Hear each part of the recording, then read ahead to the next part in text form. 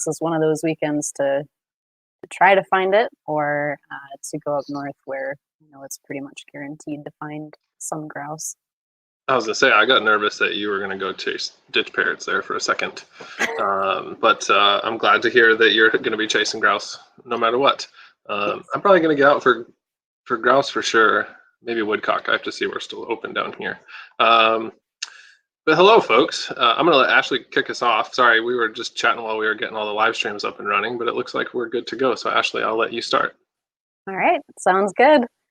Hello, everyone, and welcome to our Giving Tuesday live stream. I'm Ashley Peters. I'm the Communications and Marketing Director for the Rough Grouse Society and American Woodcock Society. And tonight I'm joined by Mike Nadusky. And Mike, I'll let you do your own introduction here. Sure, thanks. Hello, everyone. My name is Mike Nadusky. I'm the Director of Regional Development for several areas within our purview, specifically the Mid-Atlantic and the Southeast, and also while we're in the in-between, I'm working with folks in Minnesota as well. And my role as a Director of Regional Development is primarily to work with our chapters and our members to support initiatives on the ground, as well as fundraise locally and broadly. Perfect. Yeah. And Mike, we just met a little while ago, earlier this year, and we're both newer to Rough Grouse Society staff.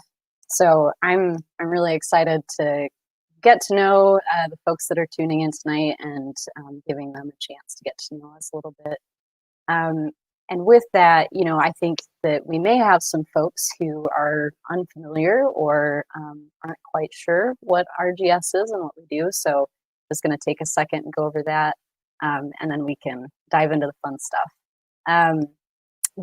So RGS, our mission is to unite conservationists, improve wildlife habitat and forest health.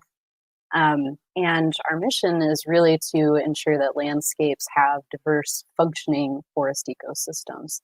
The kinds of places that provide opportunities for people to experience them, for homes for wildlife, and these same forests that we're managing for wildlife also provide clean air, they filter water, and support local communities.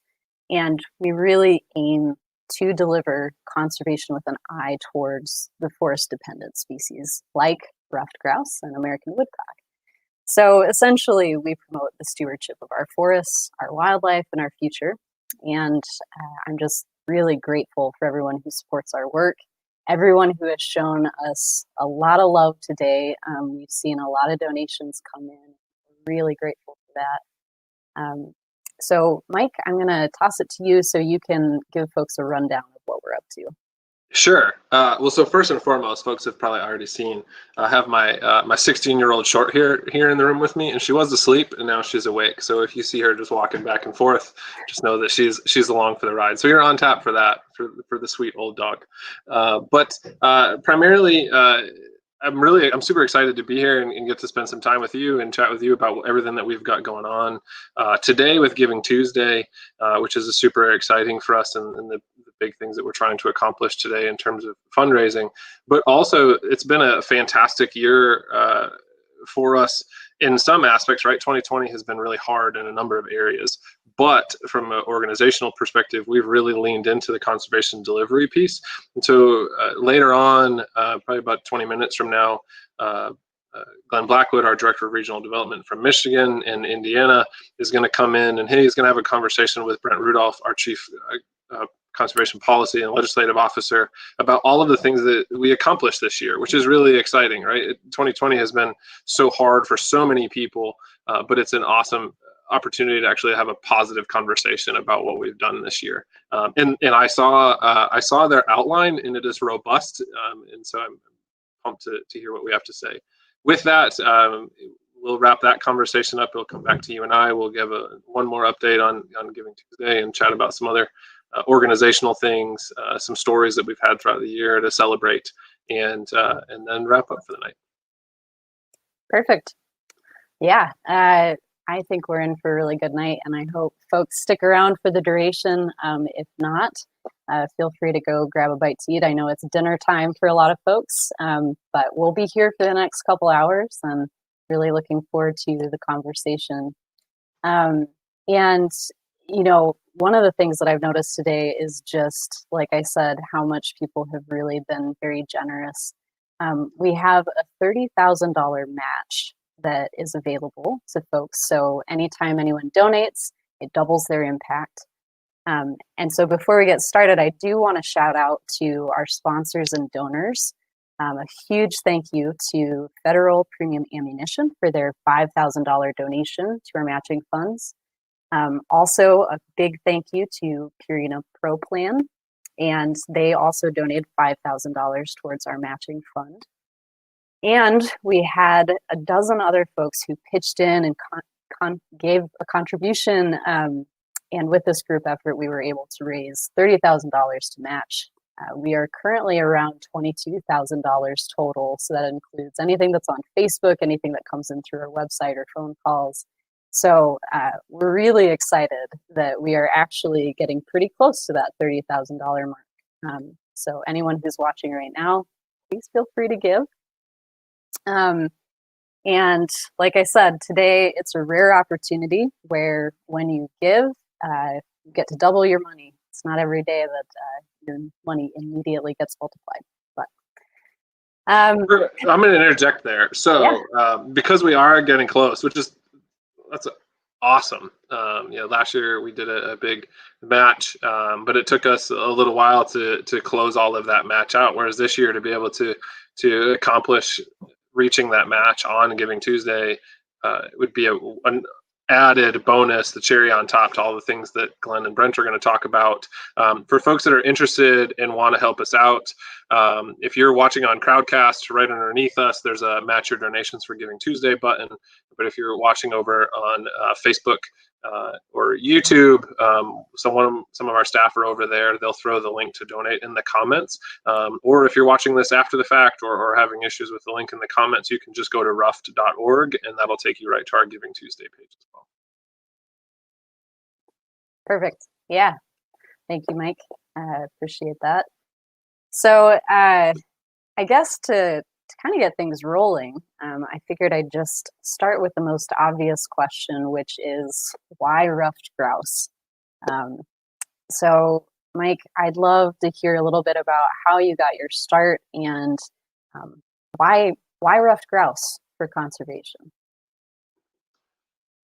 How much time do we have? That's a way to just come out gunning. Like, here we go, just dropping bombs on me. All right, thanks, Ashley. I'll remember this for later when we're in a staff meeting and you need support for something. Listen, this should be a pretty basic answer for you. Well, it is a basic answer, but it's a really big answer. So I'll start with why ruffed grouse first. And then we can talk about me later if I don't talk too long. So I think about this from a number of areas. So we at RGS, we like to talk about ruffed grouse as the bellwether, right? That's what our newsletter is named after. And the reason that we do that is because the bellwether is what comes first. And it leads the way, right? The bellwether is a term that goes back to sheep herding days back in the day. And so for us, we look at ruffed grouse. If we're going to have healthy, diverse forests and fulfill our mission, like you just talked about, ruffed grouse are a part of that in their native range. And within their native range, if ruffed grouse aren't there, it means that something's wrong, right? The thing that comes first is missing, and so the whole that comes thereafter is somewhat broken. I think about that in the context of where I live in North Carolina, related to the Southern Appalachians, and even the Mid-Atlantic Appalachians for that matter.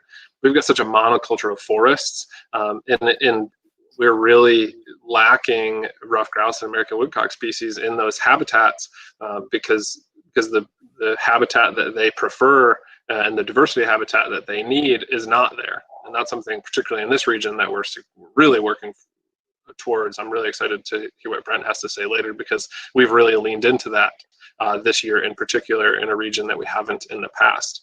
And as somebody, I grew up in the woods. I grew up deer hunting in the Northeast. I didn't come to upland bird hunting or dogs later. I'm sure we'll talk about that at some point, as we've got time to kill.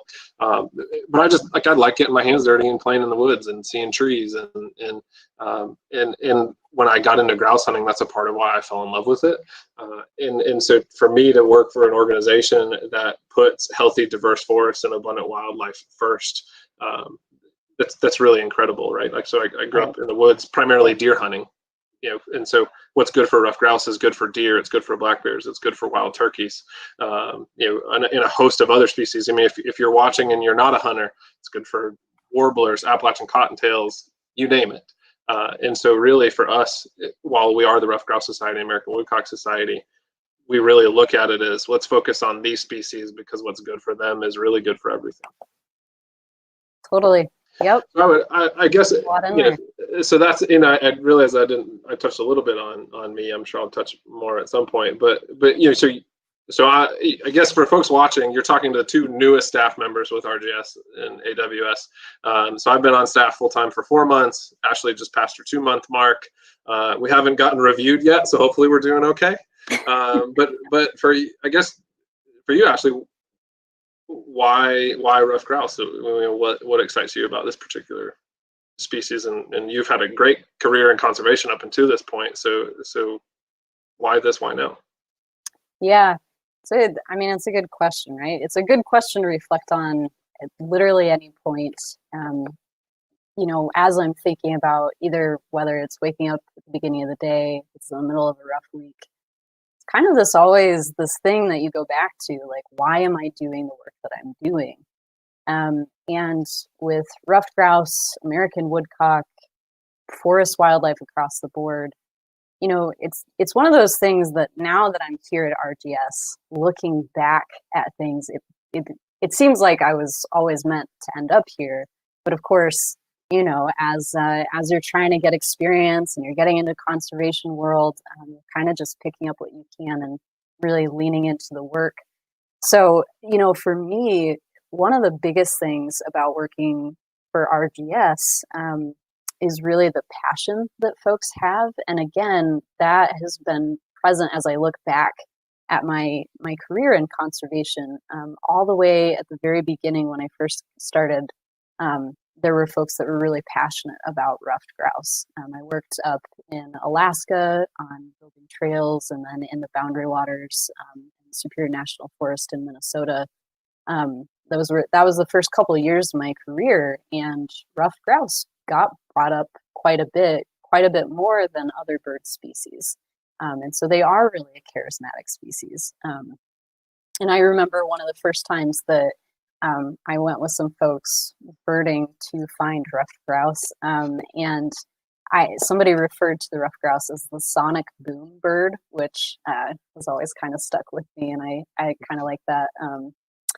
For folks who are watching, that's the sonic boom that they make with their wings is really just such a hallmark of the species. And so for me with ruffed grouse, there's a lot of charisma there. There are a lot of folks that really care about this species. And as I started getting into hunting, I had a lot of mentors who cared a lot about timberdoodles and grouse, taking me out and teaching me how to hunt grouse, but also talking a lot about why the forest stewardship was so important, why understanding forest management is so important to these species.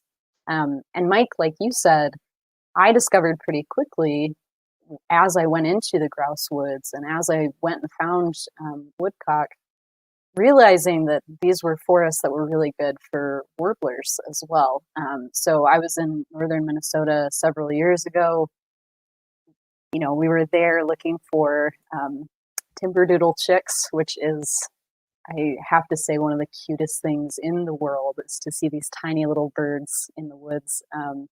But as we were looking for them, I also was looking around and realizing that there were a lot of warblers around. So Blackburnian warblers, black and white warblers, golden winged warblers.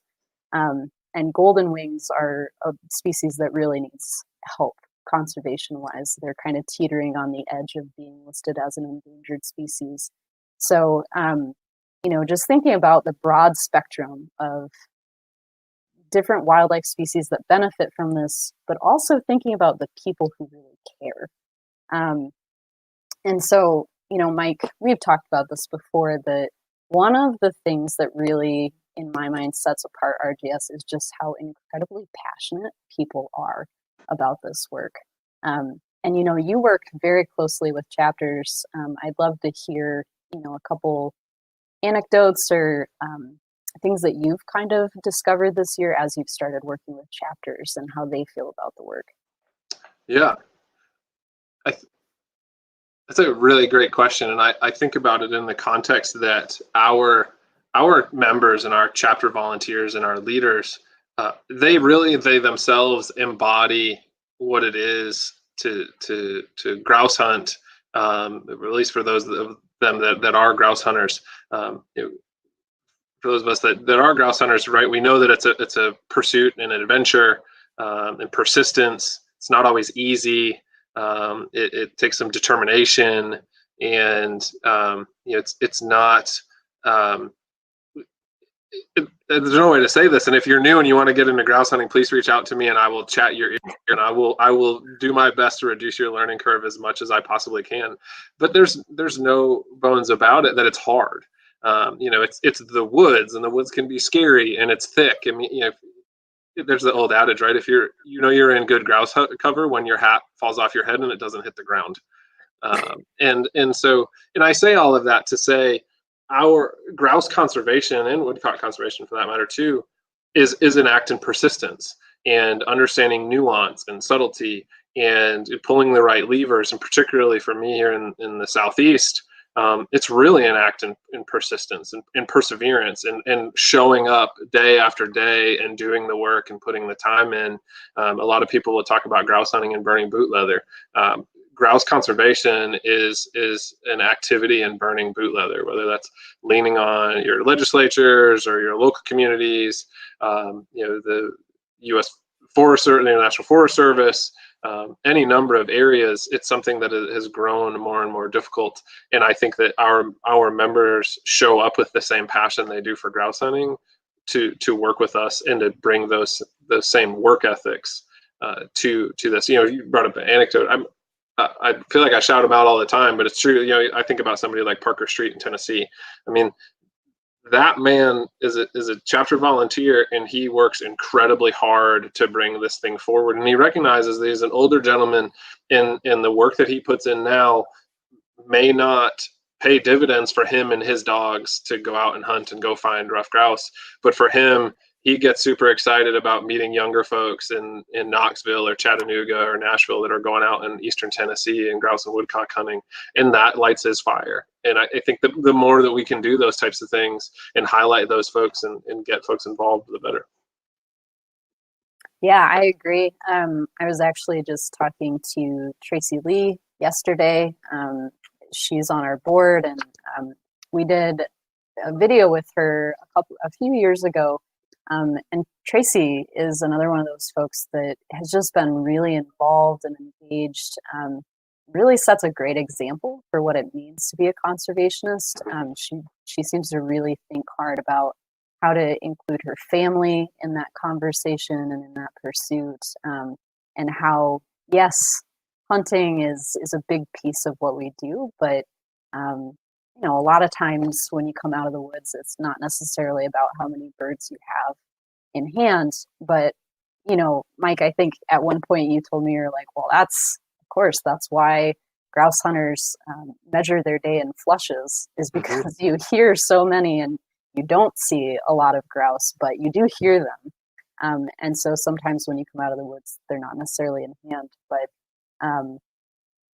talking to Tracy and watching her video and learning about the work she's done, it's kind of that same thing. It's just people are really, this is a lifestyle. It's not just a hobby. It's not just something they do on the side. It is something that they think about day in and day out, whether or not they're in the woods. So yeah, it's really been a pleasure to get to know all the members, the board members, our partners, everybody who's involved with this. I've just been, like I said, so impressed with the passion that exists within this organization.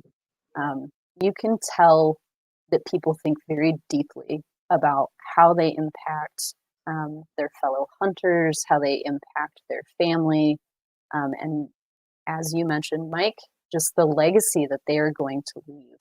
Um, and and I think that is something that's really impressive about this is that, you know, when you think about timber harvest and you think about managing forests, it may take a decade, right, before a forest is then really ideal for grouse and woodcock.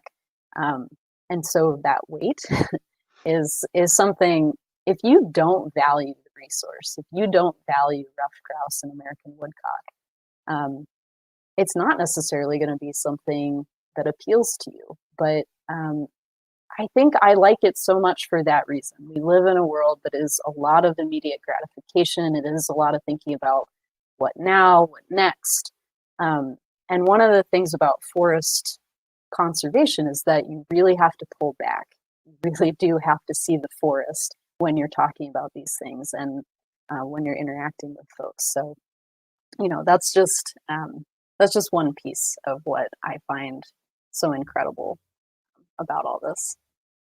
And so, you know, with that, like I said, with forest health, you know, that piece of it and talking to folks about what that means is really important. So, Mike, I'd love to hear a little bit more about, you know, over the course of your hunting tenure or your lifespan, you know, what have you learned about forests that really has interested you and piqued your interest to learn more? Yeah, especially now that I've worked with the society a ton. And I do want to make note. We got a question over on YouTube that got dropped in about what we're doing about West Nile virus and the things that we're working on, particularly in the open hardwoods and our old age forests, particularly here on the East Coast. I'm sure Brent and Glenn are going to get at that. If they don't, in the back half of our program, I'll circle back to that so we can get that taken care of. But in terms of what I've learned, you know, it's fascinating.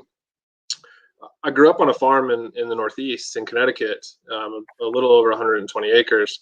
And while I lived there, we participated in forest management. We did timber harvest, you know, strategic timber harvest on our property. And I grew up, and I didn't really ever look at this, but I would call my grandfather and my dad conservationists. And I was taught from a very early age, like, never cut an oak tree down. Now I know now that sometimes, you know, you do have to do that. But we did all these selective timber harvests on this farm, and much like what you talk about right now from a healthy, diverse forest perspective, over the course of 20 years, we did a number of different cuts. And so there are areas on our farm that are in varying stages of growth. And when I was growing up, it was all sort of open age hardwood. And what we learned really quickly, particularly when I started hunting, I really didn't like the cover that had just gotten cut in a few years, because as a deer hunter, like, I'm sitting about 4 feet from my laptop maybe, and like that's about as far as you could see in Northeast Connecticut with all the jack pines. Like, it was just that thick. Now what I know now though is that's where all the deer lived, and generally if I hunted around those, I had a pretty successful season. And I will say that I did, as a young hunter, I did pretty well on deer in those particular areas. And now that I'm in my career and working in conservation and working particularly in forest conservation, I understand that mosaic of habitat and how the deer utilized that property in that area. And now I think about my farm.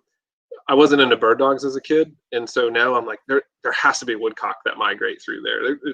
There's so many aspects of that farm where I know that there are woodcock there. If I were to just go look for them, I just never found them as a kid. Or as a person that pursues a variety of game, there's a part of me that would love to go back and approach my parents' farm with a different view for what the habitat looks like. Because really, when you do that forest management, you create all these hotspots.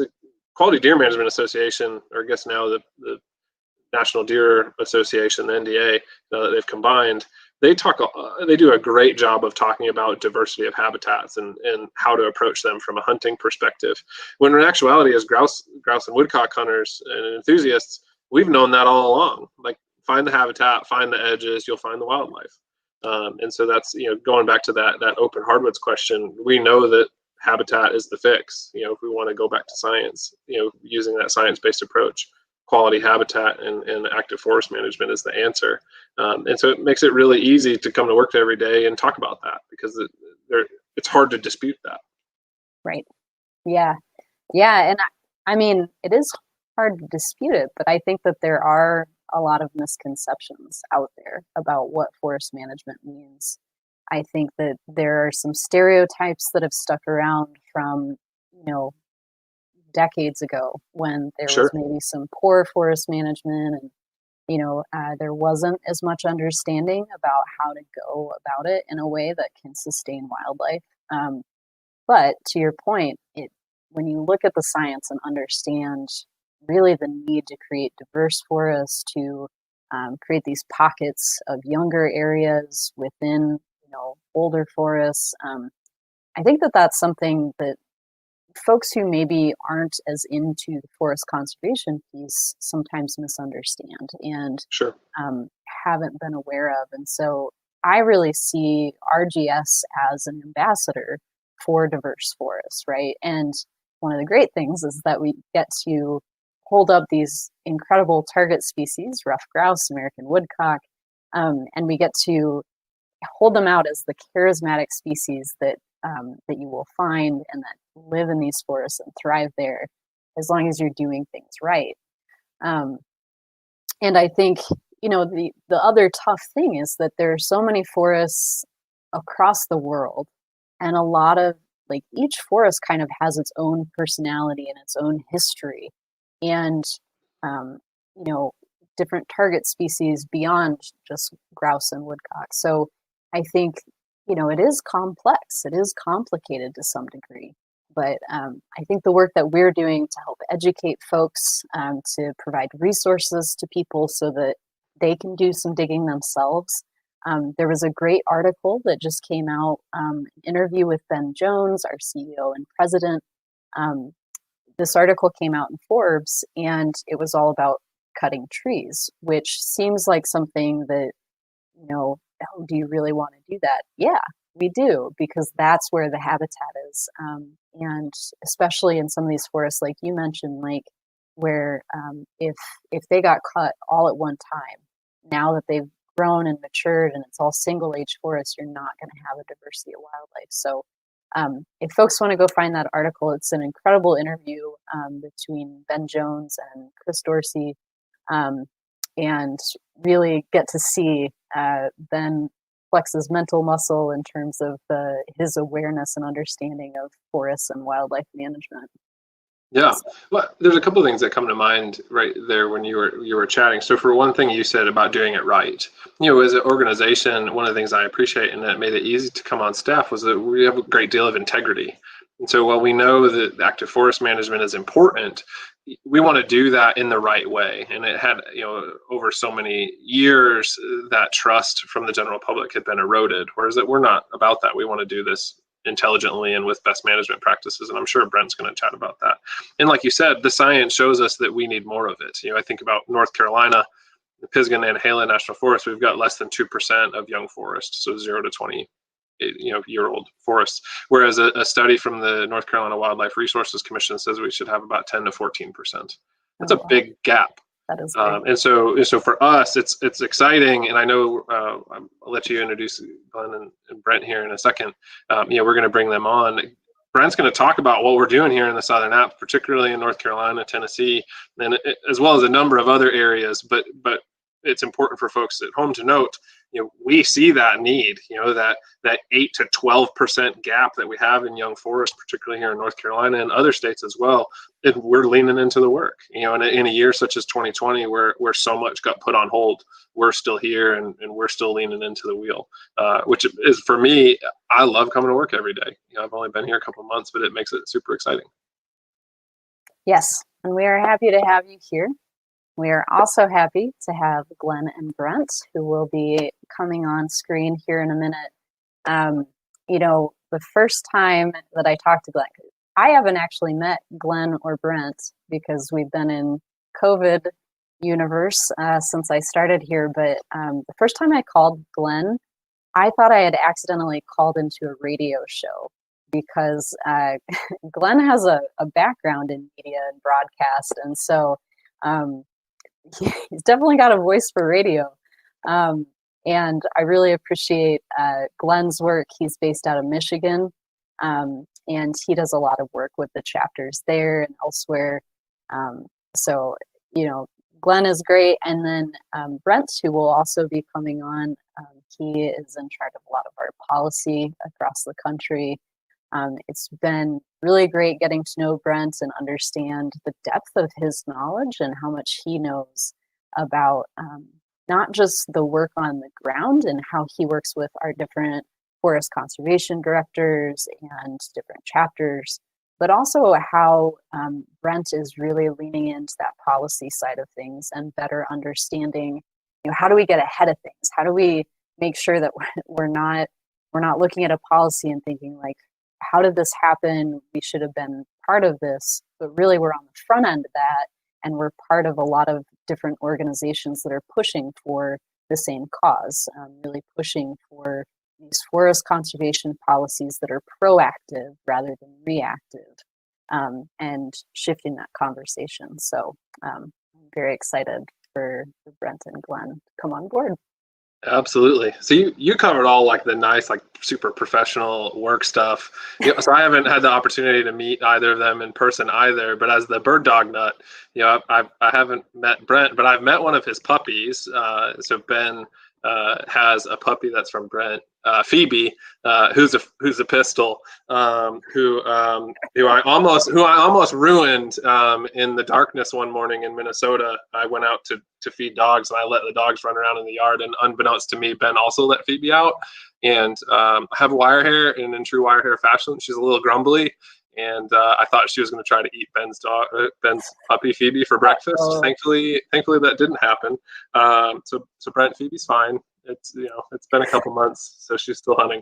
And the thing that I always appreciate about Glenn is that our conversations always do sort of revert to when we ran dogs last. So for me, it's a way to come back home. But I'm going to pop off here. I'll let you introduce them, and I'll pull them up one by one. Okay, great. Thank you. Yeah, and for folks who are on right now, I do want to take a second as Glenn and Brent jump on board. Hey there, Glenn. As they come on, I do want to mention again that we're here for Giving Tuesday, which is a big fundraising day for us here at RGS. Again, a big thank you to Federal Premium Ammunition for their large donation to our matching funds. Also, thank you to Purina Pro Plan for their big donation, as well as all of the donors who set up our matching fund. And we are at $22,000 in terms of what we've raised so far. So we're really getting close to our $30,000 mark. And as Glenn and Brent get into their conversation, I'm going to go into the background and I'm going to look at an update for that number and get a few things together. And I'll be back in a little bit. But Glenn, can I go ahead and hand it off to you in the bow tie? I think you about a radio voice and not a radio face. So here we go forward. Thank you very much, Ashley, and thank everyone who's joining us tonight on whatever platform, whether it is Crowdcast or YouTube or Facebook Live. I want to introduce who I'm going to be interviewing the next few minutes here, the next 45 minutes. Dr. Brett Rudolph. You may know Brent as our Chief Conservation and Legislative Officer, also an ardent bird hunter. Mike mentioned the dogs, which we were going to get into here in a little bit. But before I go into that, I want to come back to you, Brent, before I get to the next question. And actually had asked Mike about why rough grouse. And every time I get asked that question, I come back to, because of my background, because they're wild. Grouse and woodcock are wild, similar to wild trout. Mm-hmm. Grouse and woodcock can't be propagated by poultry science the way other birds are. And the habitats that they live in are wild. The species, and Mike used the term bellwether, which is the name of our newsletter, as an indicative species. But rabbits and squirrels are wild. We don't plant or stock those in the modern conservation days. White-tailed deer, wild turkeys. Not to get away from the grouse and woodcock species, but everything comes back to what we do is to sustain the wild ecology. Could you kind of give me your thoughts on that for a second, and then we'll move into the Michigan grouse dogs? Yeah, of course. Happy to. Hello, everybody else out there. Thanks for joining us. Good question, Glenn. Good observations, I guess I would say. For me, I can reflect on that in two ways.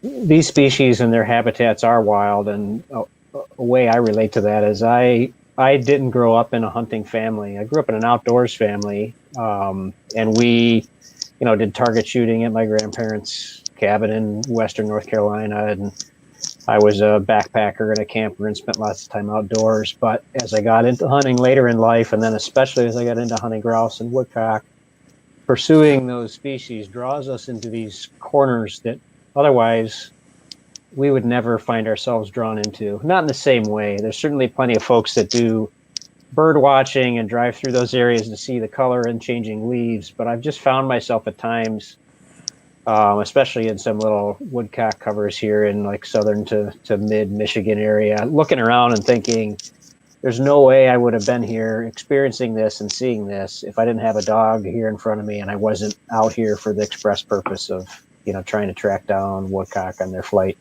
through the area. And it's a privilege to be able to try and work to try and help create that kind of habitat and sustain that opportunity, because it's just something that brings so much value to our lives by having the chance to engage in those activities.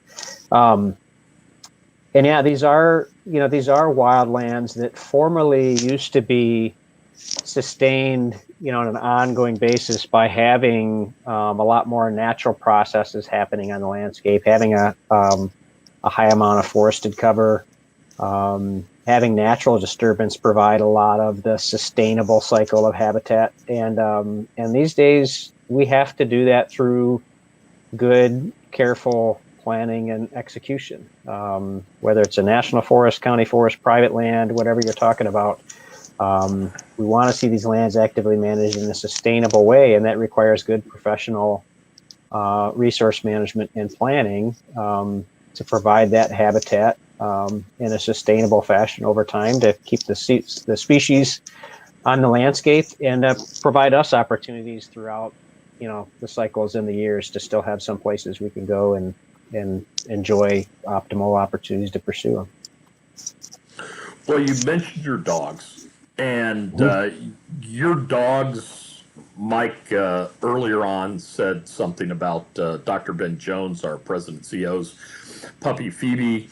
You had a litter this year of setters that really comes from the quote Michigan line of, or Michigan DNR line, I should say, of dogs that kind of goes back to Al Stewart and several people throughout the DNR. Kind of give me a brief look at those dogs and how they've been developed, and how are you using them not only to hunt but through research in the Michigan grouse and woodcock woods. Yeah, so the Michigan DNR line often traced to the Wixel line and group of setters as well. It's a it's a group of dogs. They've been bred and owned by past DNR biologists. You mentioned Al Stewart, Andy Ammon, Tom Prodzik. All DNR biologists and staffers that were very involved in kind of shaping and hunting over these dogs. A lot of folks that hunt in the Great Lakes recognize those names. Of course, the Lansing area chapter is named after RGS is named after Andy Ammon. And the Michigan State Drummer Fund, as of last February, I think it was named after Al. Yeah, the Al Stewart Drummer Fund.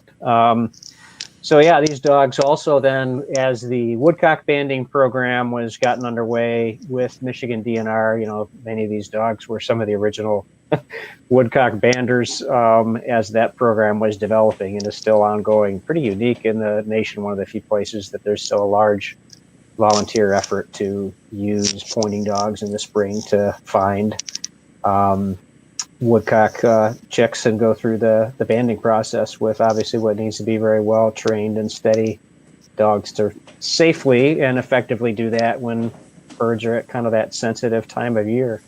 So I ended up Al was a coworker of mine. Al Stewart was a coworker of mine when I worked for almost 18 years with Michigan DNR, and I had an earlier setter from that line. My current female is another from that heritage. Eric Ellis, who was a former RGS biologist, had Rosie, my current older female. I got my earlier pup from his uncle Tom Ellis a number of years back. And we had a quarantine litter this year that I was actually off at the North American Wildlife and Natural Resources Conference in March. And it was very odd through the course of that conference seeing these folks from different agencies and other organizations like ours from all around the country being called out through the course of meetings there to get the updates on the COVID outbreaks, and state agency folks starting to talk with their state governments and governors about shutting offices down, and all of us talking about needing to work with members on event planning and everything we were going to be dealing with this spring. And that Friday, March 13th, I came home from that meeting, and then Saturday the 14th, the puppies were starting to arrive that morning. My dog was actually in labor the final day I was there and heading home. So we had 6 pups that were born the very day that my kids, who are middle school and high school, were told they had to start staying home from school. My wife, who works at Michigan State University, started working from home, and I've been at home for the most part ever since, other than a few outdoor and socially distanced work-related activities they've been able to get out on. So those 6 pups were born and had all 4 of us, 4 humans, a mom, and 6 pups packed into our relatively modest-sized home here in the Lansing area until they were all of age to be distributed to their happy new homes and get a chance to have bring a lot of happiness to the families and hunters that all took them in this year, with Ben Jones, our president and CEO, being one of them. Well, that was probably the highlight of the early COVID years. But when we start talking about highlights in RGS and conservation isn't canceled, Dr. Jones's kind of mantra that we've marched to all the way through, we have some real success stories out there that you and I are going to take a little road trip for the next few minutes to go through.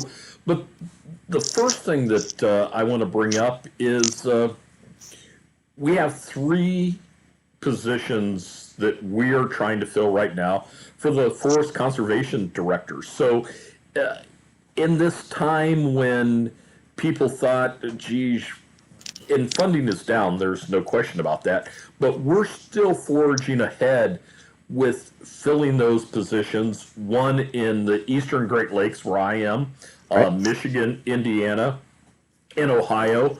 a little bit to the south, Ohio's Lisa Rossi's territory.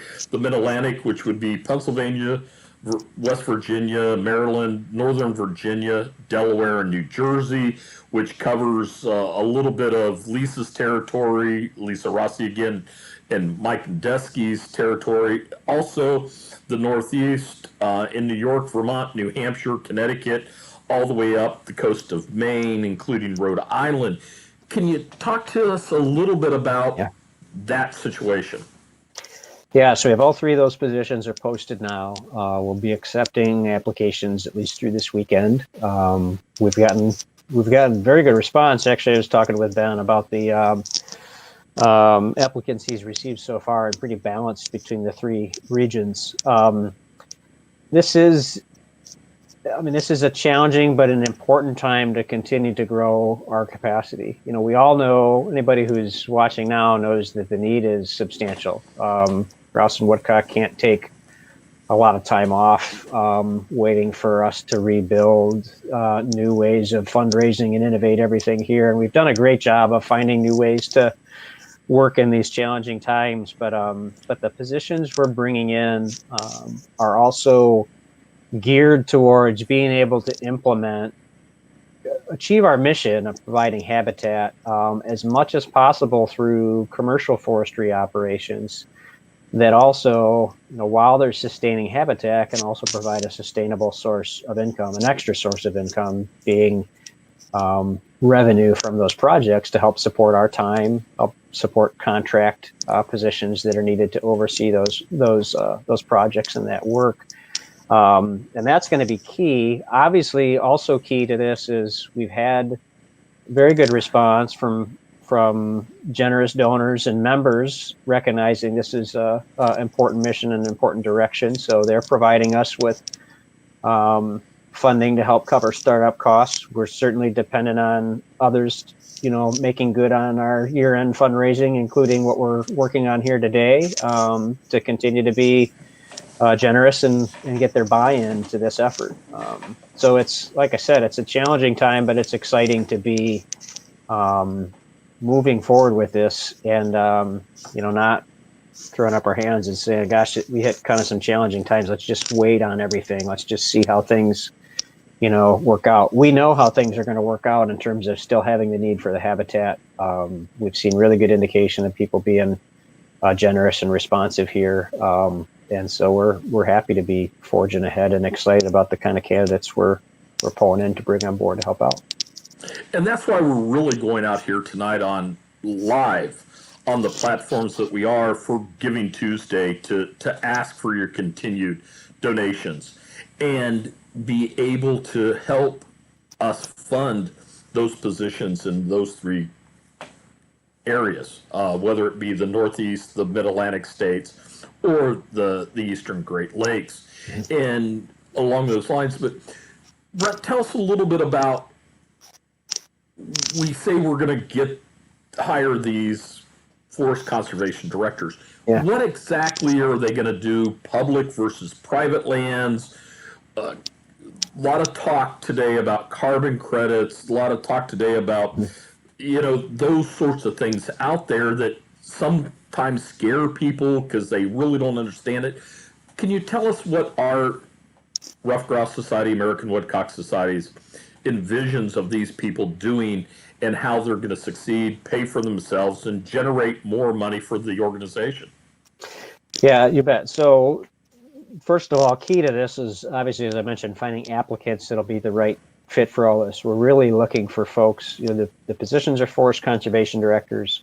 We want folks to have a good understanding of forestry and forest management, but there's obviously a critical need for them to have an appreciation, understanding for wildlife habitat as well. So we want people that can, from the full scope of knowing, based on applying a certain forest treatment in a certain area, what does the silviculture tell me we'll get as regeneration here, and does that fit what we're looking for?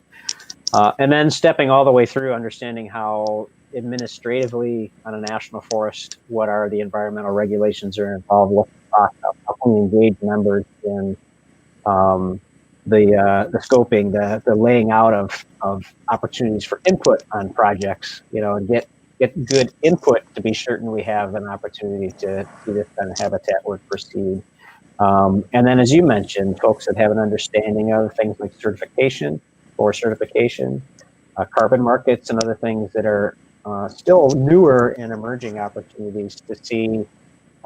They can either be a benefit or an obstacle to what we're trying to do. So we want to have folks that see these as opportunities to step in and leverage them as another source of influence over the landscape to achieve the kind of habitat that we need. So that's a perfect example. Glad you mentioned carbon markets. There's increasing discussion, a topic that really even just 12 or 18 months ago was kind of rife with a partisan divide, that some folks would and some folks wouldn't want to even talk about carbon and climate and other things that are real hot button topics. We know from both from experience and from actual public surveys that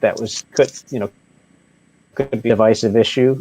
But again, even in just the past 18 to 12 months, now, at least at the congressional level, folks on both sides of the aisle have forwarded legislation that would support things like private landowners enrolling lands in forest management practices that could generate carbon credits and provide income to those landowners, just like the other things we try and do to make sure landowners have different sources of income that motivates them to keep lands as forested and not subdivided and sold off to developers and so forth.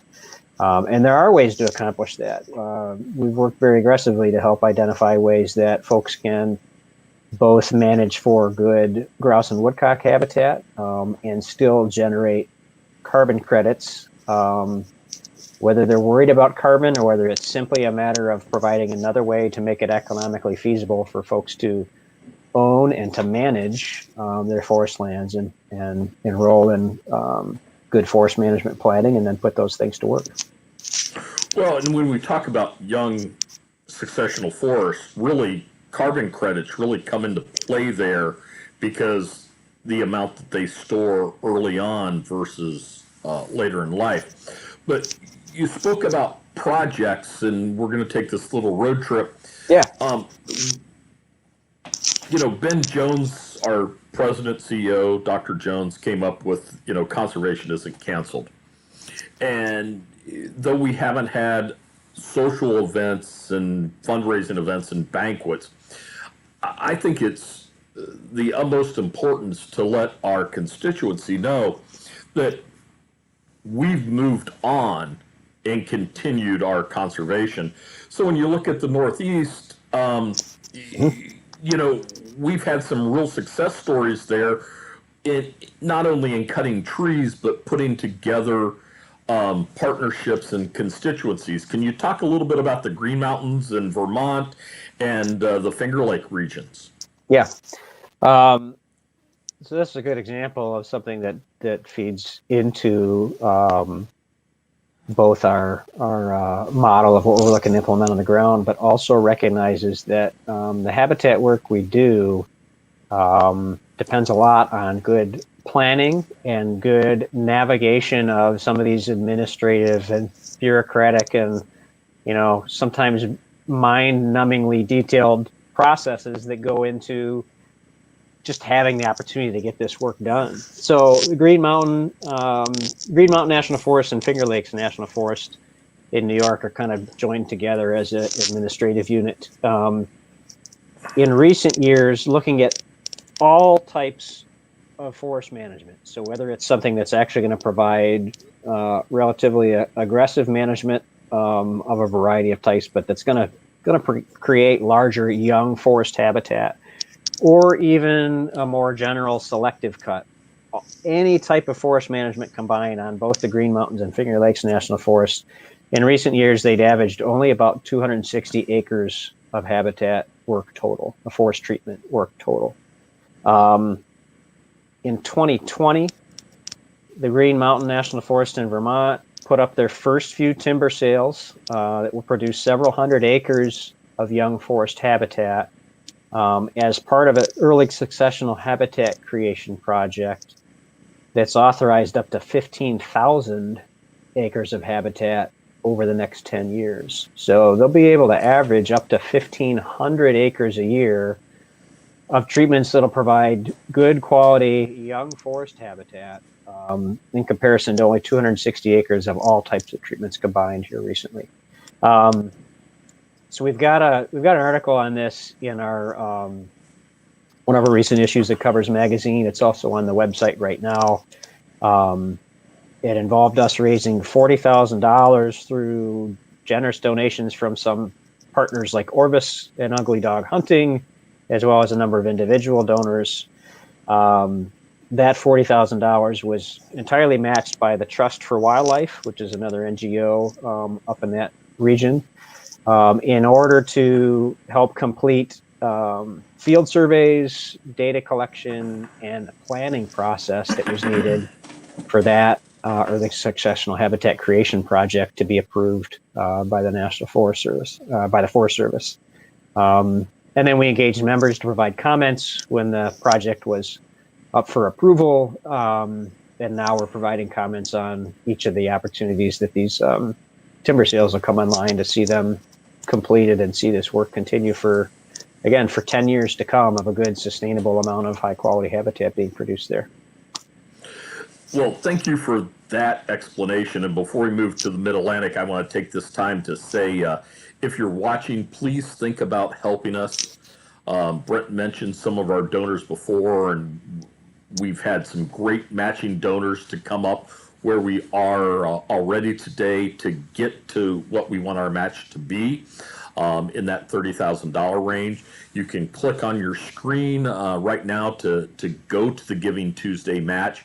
We'd ask you to do that. But as we continue to think about donations and habitat or the birds, we're kind of slide down the coast from the Northeast to the Mid-Atlantic. And Brett, talk to us a little bit about the Woodcock research program that is going on down there and what chapters have done, as well as researchers from Maine tracking that down and the momentum of Woodcock research or importance in the southern apps or the southern Atlantic. Yeah. So another example of a in a little different direction of our society's involvement in supporting these types of research initiatives. There is a broad collaborative. You mentioned the University of Maine, so Dr. Eric Blomberg is one of the lead investigators from the University of Maine, but there have been multiple universities, excuse me, and virtually every state and provincial agency up and down the entire East Coast has been a partner in some way for this overall collaborative, and it involves purchasing and placing GPS transmitters on Woodcock, something that a decade or so ago wasn't even possible until the technology developed to put a teeny transmitter and have a battery and a GPS technology on the back of a woodcock to follow its migration. From winter to breeding range and back, or vice versa, capturing them on breeding range and watching their migration to wintering grounds and back. And in just the most recent example, in early 2020, the H.C. Edwards chapter and the James River chapter, both in Virginia, and the Rough Grouse Society's Virginia State Drummer Fund provided support for purchasing the 3 additional GPS transmitters to be deployed by the state agency of Virginia, Virginia Department of Game and Inland Fisheries.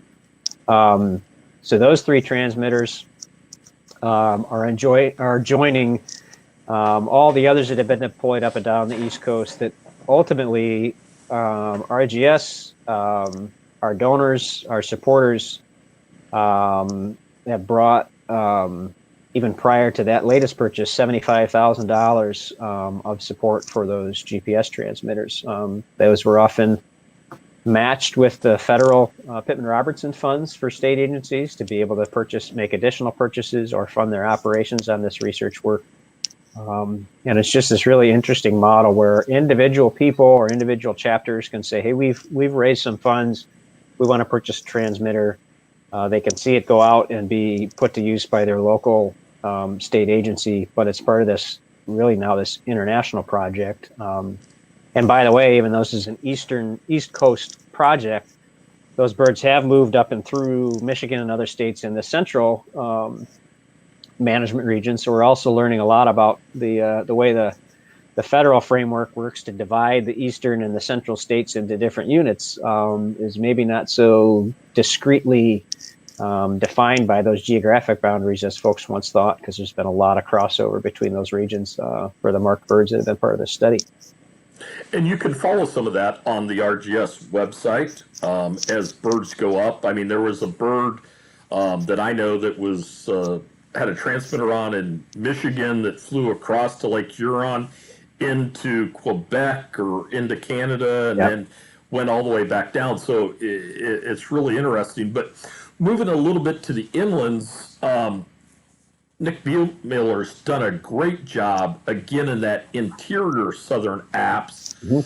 When you're talking Kentucky, Tennessee, I know we have a kind of a handshake agreement with the Daniel Boone National Forest, and then we'll move back up.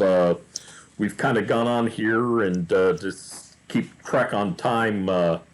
We might want to either have Ashley or Mike let us know we can extend or go there. But tell us about Tennessee or interior Virginia, Tennessee, Kentucky, and then we'll head into Ohio, Indiana, and back up towards Michigan. Good. That's a good plan. Yeah, so you mentioned we had shared some news recently, kind of internally with staff, and I think a few folks have heard. But we've got. I hope I'm not spilling the news. No. This is good. Breaking news. You can play the breaking news. Here I am again, just sound effect. Speaking out of turn. No. We've got what we've called a handshake agreement. We've basically got the email from folks on the Daniel Boone saying we're moving forward into an official written agreement to implement a stewardship agreement with a capital S, capital A, which is another bureaucratic speak for the Forest Service, where eventually projects approved on the Daniel Boone, some of them, again, will be overseen actually by RGS staff. So a portion of the habitat work that they are planning to be able to kick into gear, again, really kind of a backlog of need for forest restoration and for providing habitat for species like rough grouse and American woodcock. Our folks will oversee a subset of those projects. Right now, let's see, it's the Pine Creek Forest Restoration Project that's made it all the way through the NEPA, or the National Environmental Policy Act process for approval. So that's going to happen. We'll be implementing a subset of that work. And then the South Redbird Wildlife Habitat Enhancement Project is another one on the Daniel Boone that is, I think, is still up for public comment right now. But both of those are going to be working on developing, probably in early 2021, a stewardship agreement like some of the others that we've had recently, to be able to help implement that work. So that's great. Daniel Boone National Forest is in Kentucky. We've had discussions about some additional opportunities in Kentucky, potentially also on private lands and state lands to do in cooperation with the state agency there. And then also in that Southern Appalachians region, our newest RGS and AWS employee, Charlie Fairs, is a North Carolina private lands wildlife forester working in Western North Carolina.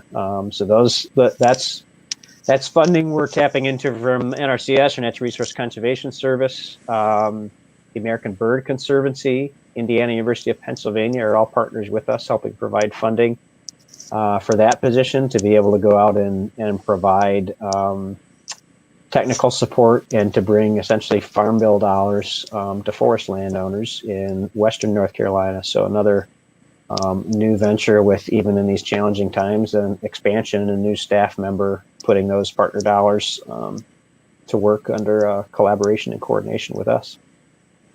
Brett, not to change the subject here, but while you mentioned collaboration, and really, you know, I've been a long time volunteer before I signed on here. but the collaboration that we have going forward, and you mentioned this piece in North Carolina that's Indiana University of Pennsylvania for a position in North Carolina. But we just signed an agreement here recently with the forestry consultants on collaborating on both for public land kind of usage. Can you expand on that a little bit? I think we have a little bit more time, and then we'll jump back up towards Indiana and Ohio. Yeah, you bet. So we signed an agreement with the Association of Consulting Foresters, or ACF. Yes.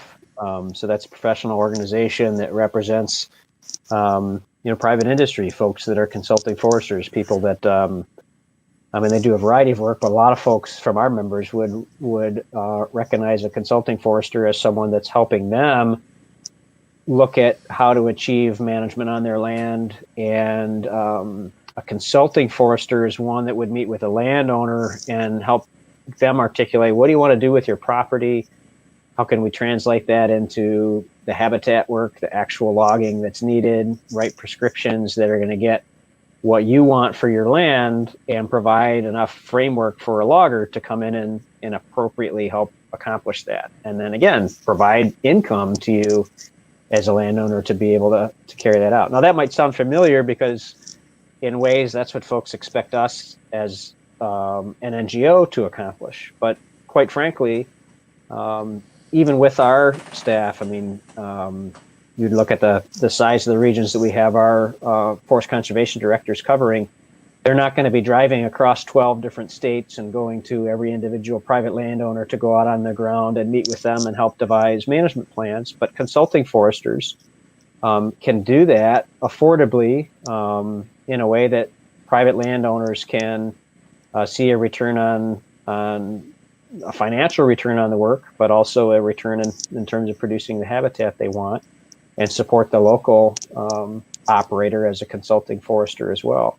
So we want to work in partnership with, where there is a resource, where there is an opportunity for landowners to make use of consulting foresters and support their needs, provide good conservation outcomes, and support that local business person as a consulting forester. We want to be able to see that continue to happen. That's part and parcel of what we are interested in as an organization, is that active forest management should provide conservation outcomes. It should provide benefit and value to the landowners, and it's completely compatible with a variety of industries and business opportunities for people to make a living off of the active management of forest land. So we're committed to working with organizations like the Association of Consulting Foresters to see that all of those objectives can be met at the same time.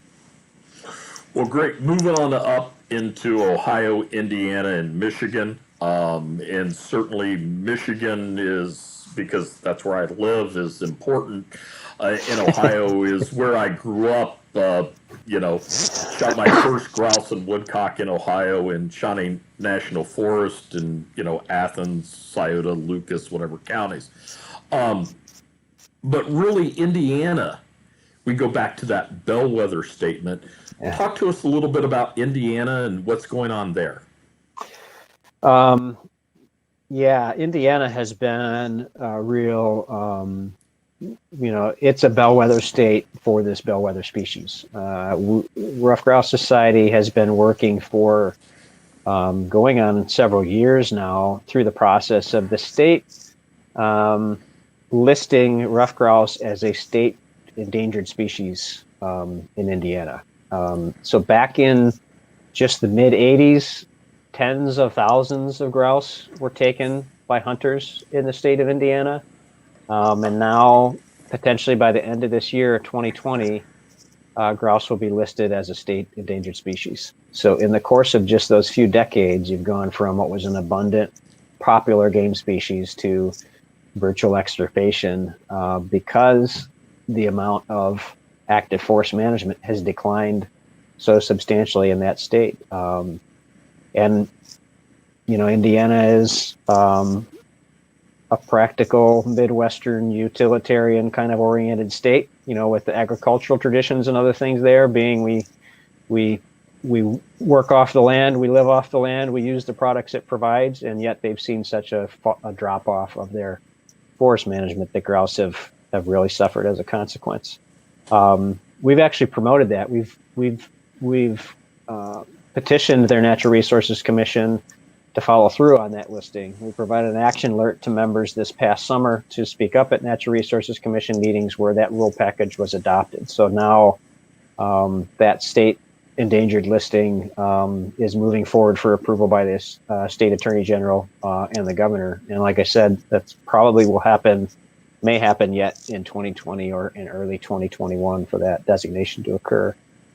So for us, it's an alarm bell. It's a chance to say, look, our Indiana, the chapter in Indiana has been incredibly active in trying to help promote this too, and to use it to raise awareness that they can't hunt grouse in Indiana right now. It's not caused them to stop wanting to do something on behalf of the species and the many other wildlife species that will benefit from the kind of management that's needed. And a state endangered listing provides a red flag for all kinds of people beyond just hunters to say, this is a serious issue. It's not just people complaining about not being able to fill a game bag. It's about wanting to be able to keep this species and others on the landscape. It's going to require a lot more people to step up and work alongside with us to be able to reverse those really disastrous trends.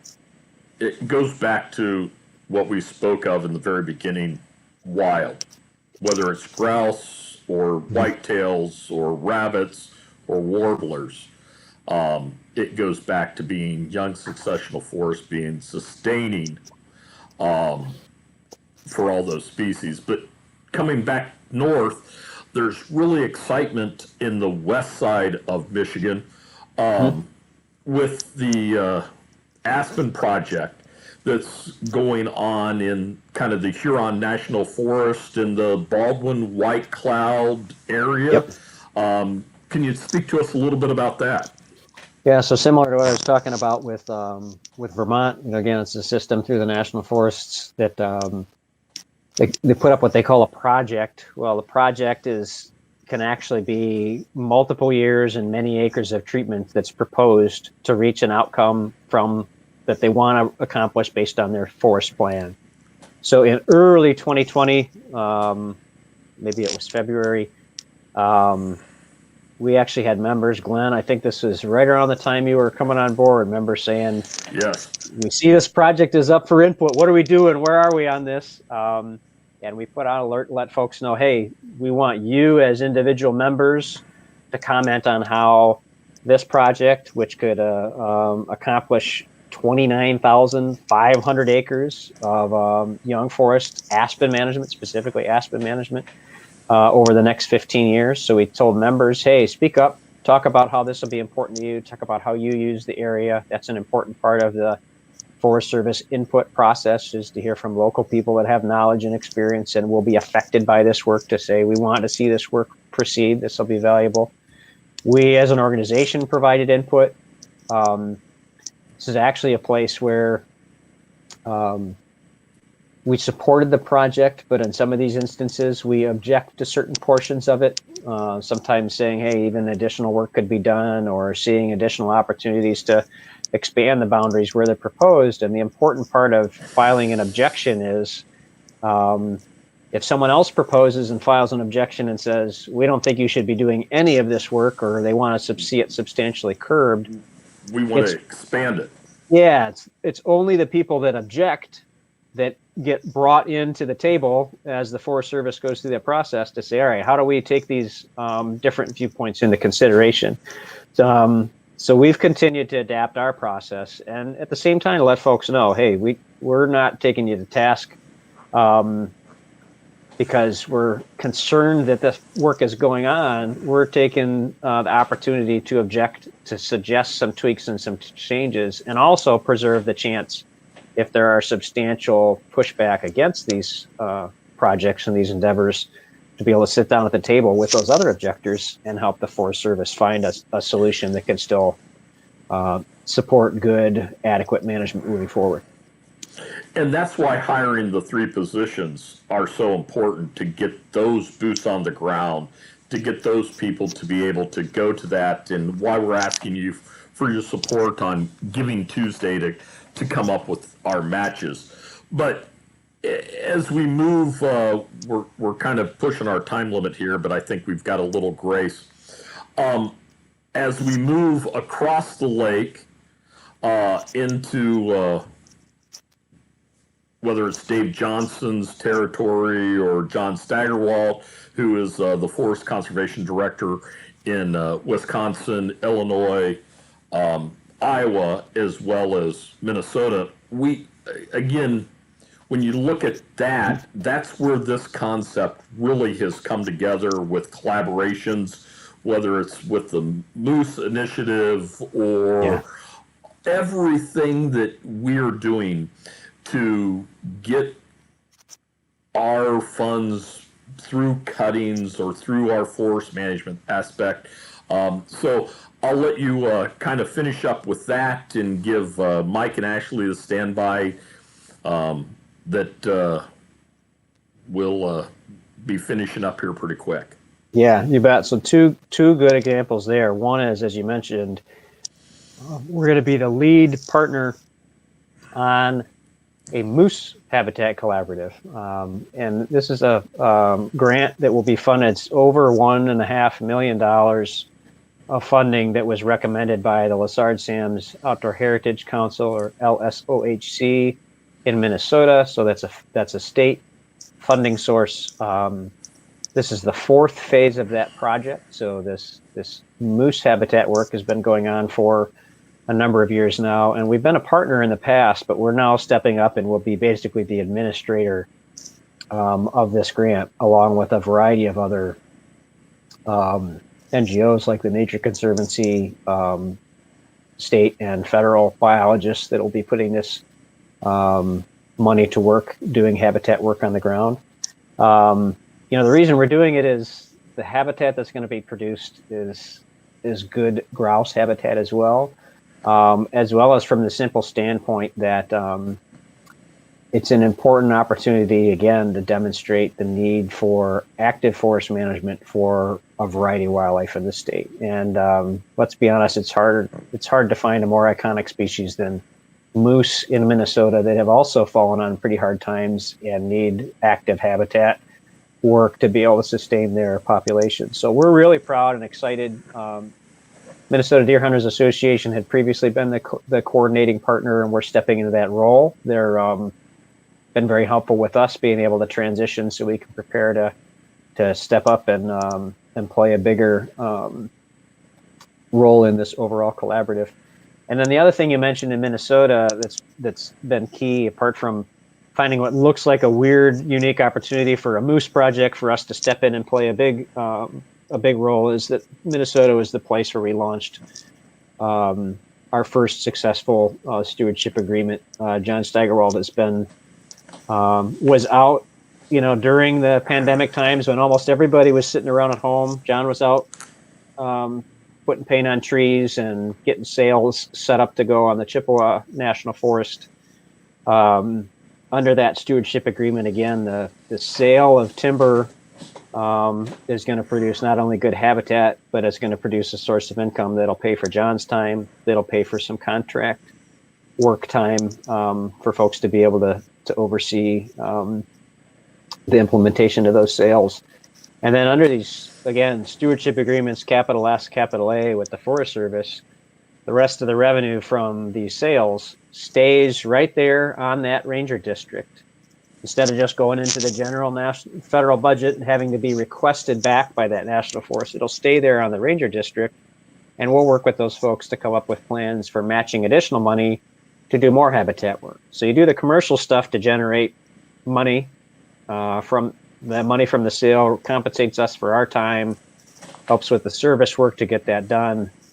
And the rest of the revenue can then go pay for the stuff that can't be done commercially. So you've got smaller plantings, or you've got a trail that needs to be maintained, or you need parking lots and other things in the areas that have to be maintained for being able to support more management in the future, or hunter access, or other things. So it's a way to bring that source of revenue to cover our time, and to stay local, have a predictable amount of money that you can draw on, work with the Forest Service staff to find appropriate ways to support the other work that's still needed.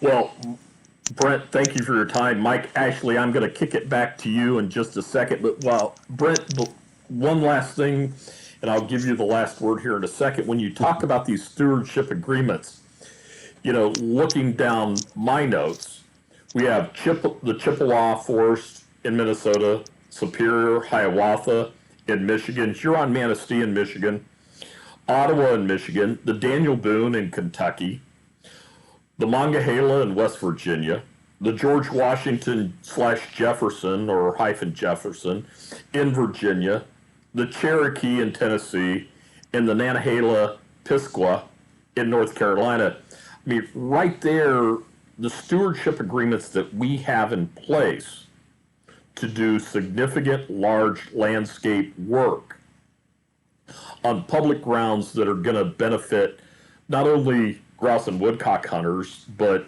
all young successional forest species and forest is just out there. And that's why we're asking you tonight to help us on Giving Tuesday or going forward in the end of the year, because conservation continues.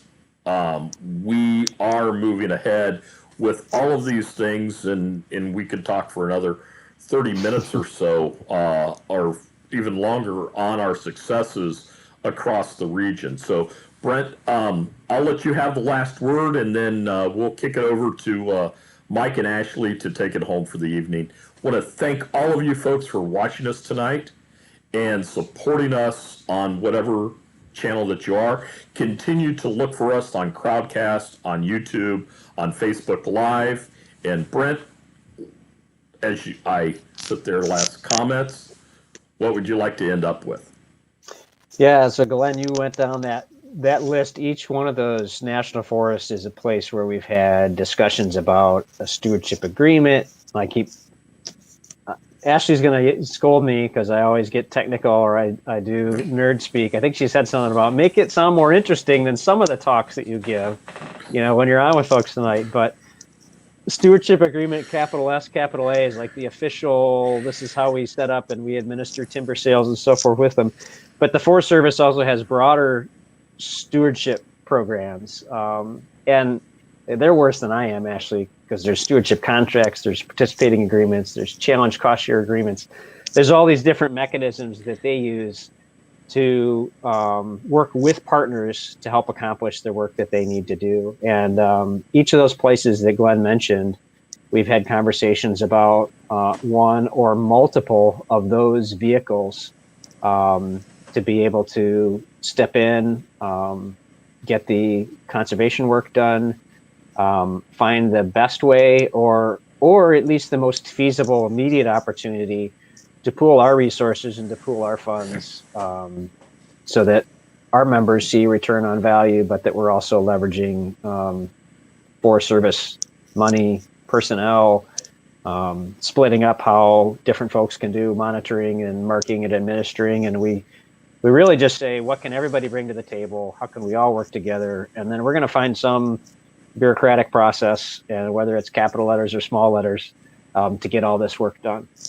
So yeah, everything that folks are doing to try and support us, we're trying to do all the mind-numbingly challenging bureaucratic navigation as efficiently as possible to get those dollars to work on the ground. And luckily, again, it brings other agency people, other NGOs, and other sources of money to match all that stuff, and see it all be part of a collective effort moving forward. Well, Brent, thank you very much, and I'll turn it over to the two stars of the night.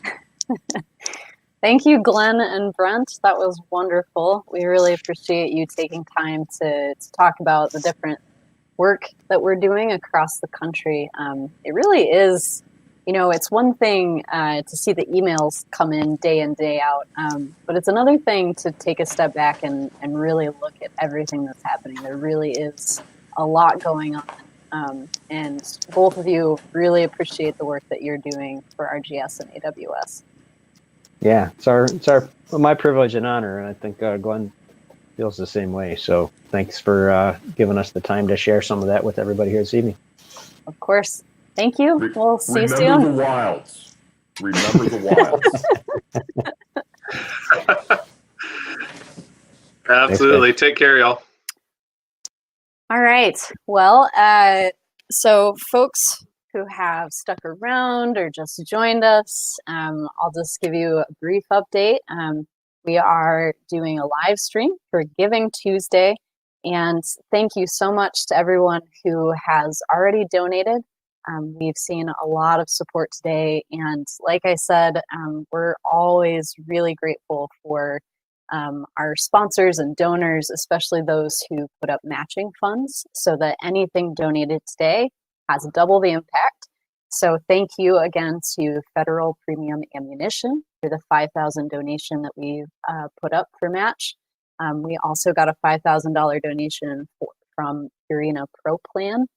And we also had, on top of that, almost a dozen others who contributed, and it was really a group effort to get us to this $30,000 that is now available for match for donations. So please visit our website. You can go to Facebook.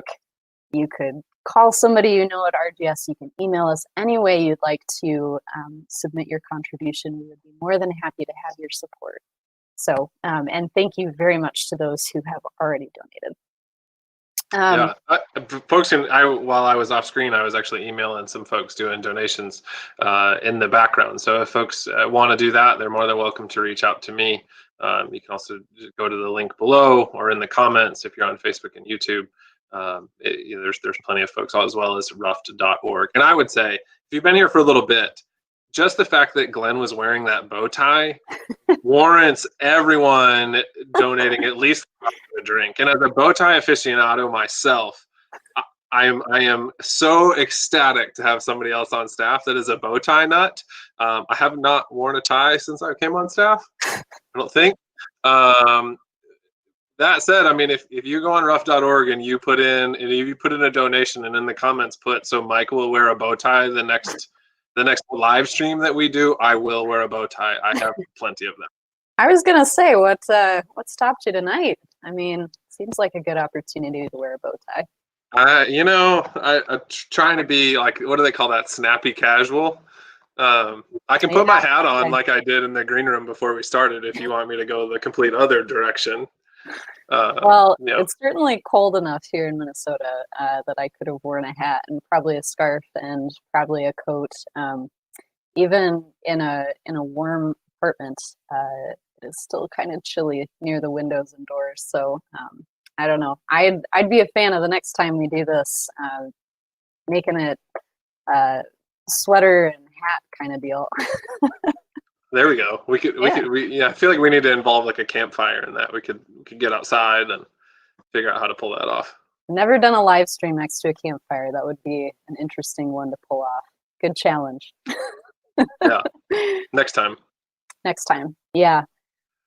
So while we were away, Glenn and Brent went over a lot of the great work that's being done across the country. And for those of you who are maybe just joining or caught the tail end of their stuff, Glenn is a regional developer that's based in Michigan, and he works with a lot of different folks, a lot of different chapters. And up until this year, a big piece of his job was helping to do in-person events and banquets. Obviously, COVID-19 has changed a lot of things this year. And so Glenn was gracious enough to lend us his talents for broadcast and public speaking and be able to join us tonight. And then Brent is our policy person. And so thankfully, Brent was able to join us and talk a lot about the different policy pieces that we're working on, kind of the background structure of a lot of the conservation that's happening that we're working with. One of the things that got brought up, Mike, I know you saw this question. Someone asked about West Nile virus while they were talking through things. And so I just want to start really quick to give a shout out to Mark, who commented on YouTube and asked what we're doing about West Nile virus. And I'm glad he asked, because this actually is a really great opportunity to point folks to Covers, our magazine. You can get that if you become a member, and you can find how to do that on our website as well. And so Covers, our magazine, just did an article on this. Andrew Spillman wrote this specifically about the Great Lakes states, where there's been a really amazing effort to try to ramp up information and understanding about how West Nile is affecting rough grouse. A lot of hunters pitched in and submitted grouse samples to inform management. In 2019, there were 786 samples across Michigan, Wisconsin, Minnesota, which is great.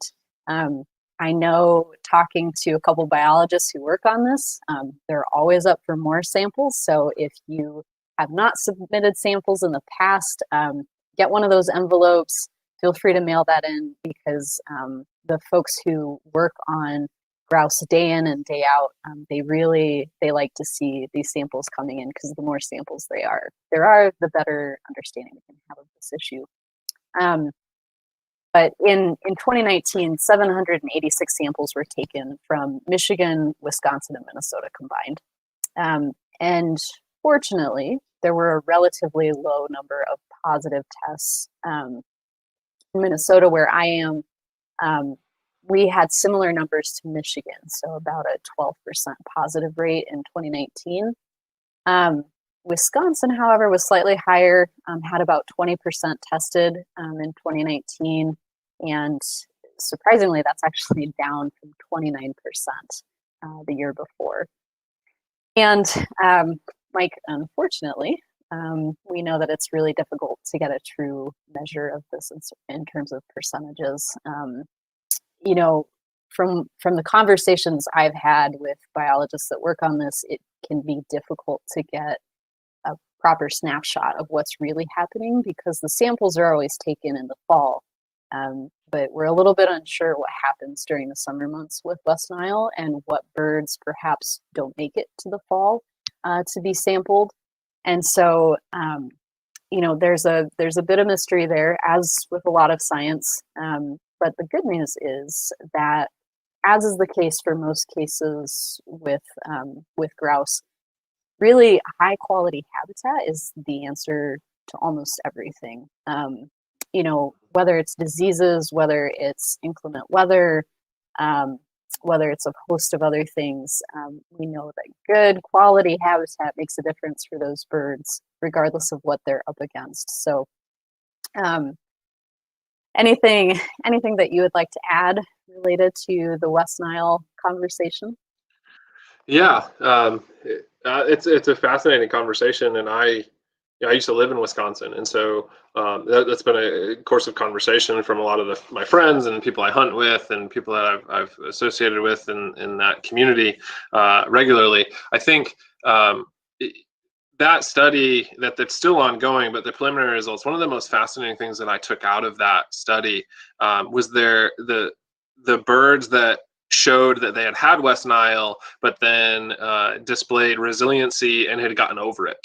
And so I think that's really promising, that it shows that the bird, it's not a death knell for the bird, that if they get West Nile, it's over and they're out of the population, that there is a population that through genetics is pushing forward, and through habitat health and different things. What we know from a funding and a study perspective, this is one of those things that we could really lean into and really put more and more resources into understanding to a point. That said, what we know works is the habitat piece, that if we have more habitat, if we have higher quality habitat that has better food resources and escape cover and develops a more resilient bird, the better off we'll be, period. And particularly for our folks here on the East Coast, that is even more important. You think about the folks in Minnesota, in Wisconsin, and to a certain extent Michigan. You know, a lot of folks will look at 2017 and say that year there should have been grouse everywhere, and everybody went hunting, and there weren't any. It's actually, I was going through a bunch of my photos today for some social media posts I was was making, and I went through my 2017 photos, and I didn't shoot a grouse that year. I certainly hunted as much as I normally did, and we didn't see a lot of birds, but there was definitely that downturn. But then the last few years, I had the best grouse season I've ever had this year, and I might still get some in the Midwest. I'm still hunting obviously here in the South, but in the Midwest it was nuts. And so what we're seeing is those areas, I think you can say, it's safe to say Michigan, Minnesota, Wisconsin have ridiculous habitat for rough grouse. Now, can we do more? Absolutely, and we are trying to do that. But compared to where I am now, it's not even fair comparison. What we know on the East Coast, you were seeing these studies out of Pennsylvania.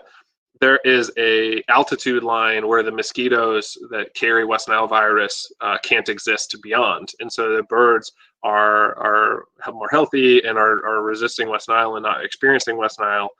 The higher up the mountain that you go, and that elevation, what we believe anyway, increases the further south you go. So for us folks here in North Carolina, there's this big trend that you're seeing that you're going to find birds at a much higher elevation because it's colder and there's less standing water and there's less habitat for those mosquitoes to breed. So but at the same time, it really goes to where is our habitat occurring, and how can the birds be successful? And really, going back to what Brent talked about in those forest conservation director positions, those positions are literal like landscape scale habitat machines, which is super exciting that we're working on getting all of those folks on board and being fully staffed in that realm. Just for me, having Nick Beemiller here in the Southeast, it's such a blessing. I mean, he has hit the ground running, is already putting chainsaws in trees and creating habitat. And so I would imagine the next 3 folks will do the same. Yeah, Nick's work has been incredible to see what he's been able to get done in like 6 months. I got to see a report of that he produced from the last 6 months of his work. And, it takes a little bit of time to get some of the stuff up and running, but it's really clear how passionate he is about the resources, how gung-ho he is to really get stuff on the ground, get some funding in place so that we can move forward. So yeah, I'm really excited to think about if we had 3 more Nicks, or 3 more Nickies, depending on who we hire. So, we can't forget John Stegerwald also. I mean, because he's crushing it over in Minnesota and Wisconsin too. Definitely. Yeah. Did you see his TV appearance? The axe throwing? Yes. Yes. It give me something to aspire towards. I may or may not be trying to build an axe throwing apparatus in my backyard. I don't know that that's HOA compliant, but it's whatever. Yeah, John did great.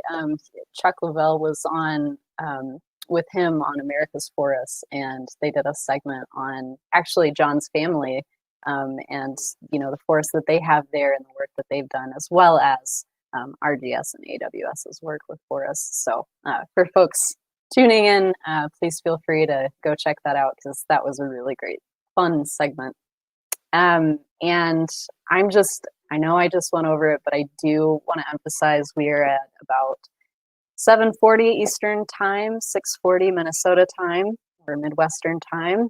And I just wanted to say a big thank you to our sponsors, to Federal Premium Ammunition for their sponsorship, as well as Purina Pro Plan, some really big donors, as well as many others who supported our matching funds. And we have 30,000 available. We're at about 24,000 now, so totally reachable by the end of the day, considering how far we've come already. So please, folks, either click in Crowdcast and click that donate link. If you're watching on Facebook, there's a fundraiser there that you can participate in. If you're watching on YouTube or you don't like to donate through Facebook, please feel free to go to our website and you can find the donation link there for Giving Tuesday. So just wanted to plug that in there. I know that pretty soon we will be inviting Ben Jones on, and our president and CEO will be joining us to talk about a few things. So I'm really excited to hear from him and have that conversation, because I think we can really get some insight into next year as well. I've really enjoyed over the last couple of months hearing Ben's vision and seeing how there's a number of things that align with where he's looking to go with RGS and how we can really influence habitat And so, yeah, it'll be a great conversation once he comes on board. Absolutely. I did want to give folks a shout too. So obviously being at 24,000, we've had a number of folks donate. If you're looking to do more, you can always donate again.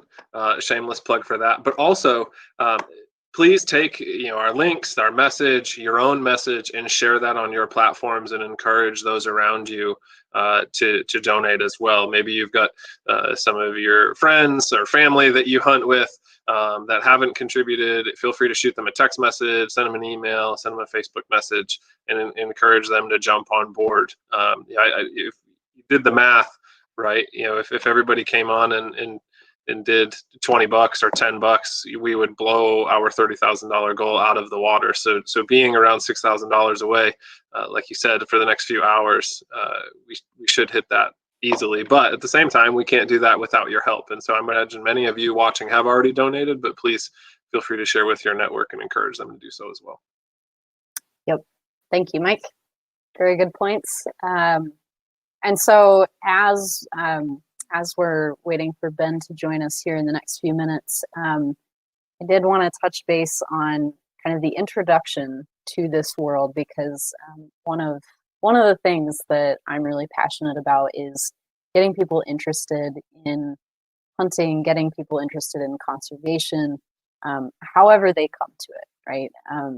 There are a lot of really passionate people about when it comes to forest conservation. And so, Mike, I don't know if you want to share your coming to conservation story, or if you want me to start, but that'd be a great place to chat about while. Sure.